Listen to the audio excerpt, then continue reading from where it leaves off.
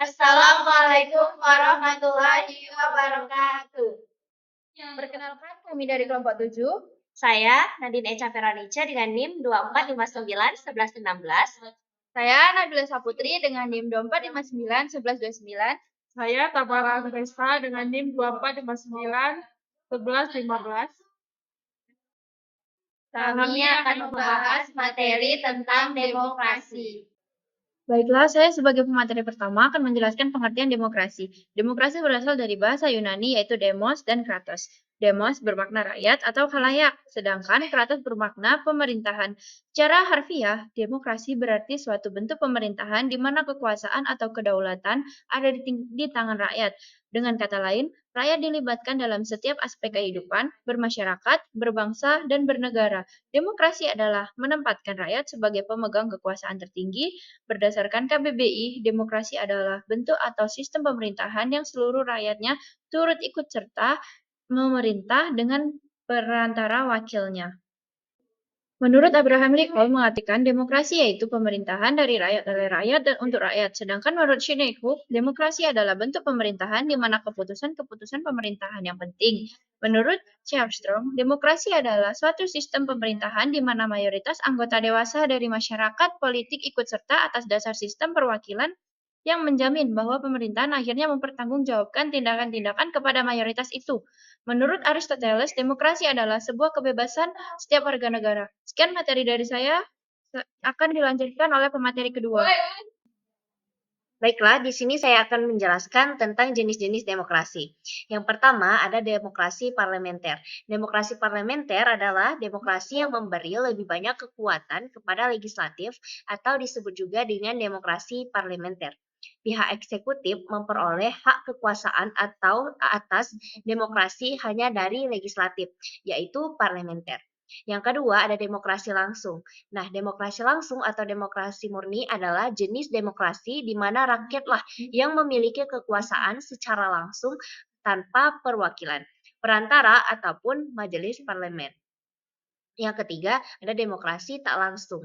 Nah, demokrasi tak langsung adalah ketika rakyat dapat memilih siapa yang akan menjadi wakil suara mereka di parlemen. Demokrasi ini merupakan bentuk demokrasi paling umum di seluruh dunia. Nah, yang terakhir ada demokrasi Pancasila. Nah, demokrasi Pancasila itu adalah demokrasi yang saat ini berlaku di tanah air Indonesia. Demokrasi yang bersumber pada nilai-nilai sosial budaya, bangsa, serta berdasarkan musyawarah mufakat dengan memprioritaskan kepentingan seluruh masyarakat atau warga negara seperti yang tercantum pada kelima sila Pancasila.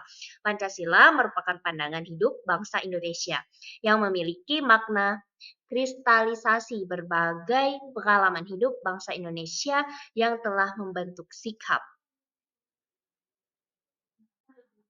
Kemudian ada demokrasi presidensial. Di bawah sistem demokrasi presidensial, presiden dipilih langsung oleh warga negara. Dalam demokrasi presidensial, kepala negara adalah kepala pemerintahan. Nah, ada juga demokrasi liberal. Demokrasi yang menggunakan sistem politik dengan paham memberikan kebebasan individu. Sekian materi dari saya. Materi selanjutnya akan dijelaskan oleh rekan saya kepada Tamara Anggresta, disilahkan. Di sini saya akan menjelaskan tentang ciri-ciri demokrasi. Yang pertama, memiliki perwakilan rakyat Indonesia, memiliki Dewan Perwakilan Rakyat atau DPR yang telah dipilih melalui pemilihan umum. Sehingga urusan negara, kekuasaan dan kedaulatan rakyat kemudian diwakilkan melalui anggota DPR ini. Yang kedua, berlandasan aspirasi dan kepentingan warga negara. Yang ketiga, menerapkan ciri konstitusional. Selanjutnya, menyelenggarakan pemilihan umum. Terakhir, terdapat sistem kepartaian. Selanjutnya, saya akan menjelaskan tentang prinsip-prinsip demokrasi. Yang pertama, kedaulatan di tangan rakyat. Yang kedua, pengakuan dari perlindungan HAM. Yang ketiga, berdasarkan hukum atau konstitusi. Yang keempat, peradilan yang tidak memihak. Dari sini saya akan menyampaikan kesimpulan. Demokrasi adalah sistem pemerintahan yang ideal karena menempatkan rakyat sebagai subjek, sekaligus objek kekuasaan. Namun, demokrasi bukanlah tanpa tantangan. Untuk mewujudkan demokrasi yang baik, diperlukan partisipasi aktif dari seluruh warga negara, kesadaran akan hak dan kewajiban, serta sistem pengawasan yang efektif. Demokrasi adalah sistem pemerintahan yang ideal, namun pelaksanaannya di setiap negara memiliki tantangan dan karakteristik yang berbeda. Untuk mewujudkan demokrasi yang sejati, diperlukan partisipasi aktif dari seluruh warga negara, serta adanya sistem hukum dan kelembagaan yang kuat. Tujuan utama demokrasi adalah mencapai kesejahteraan bersama, keadilan, dan kebebasan bagi seluruh warga negara. Demokrasi bertujuan menciptakan masyarakat yang lebih adil, di mana semua warga negara memiliki kesempatan yang sama untuk berkembang. Ciri-ciri utama demokrasi adanya pemilihan umum yang bebas dan adil, perlindungan hak asasi manusia. Sekian penyampaian materi tentang demokrasi dari kelompok 7. Kami akhiri.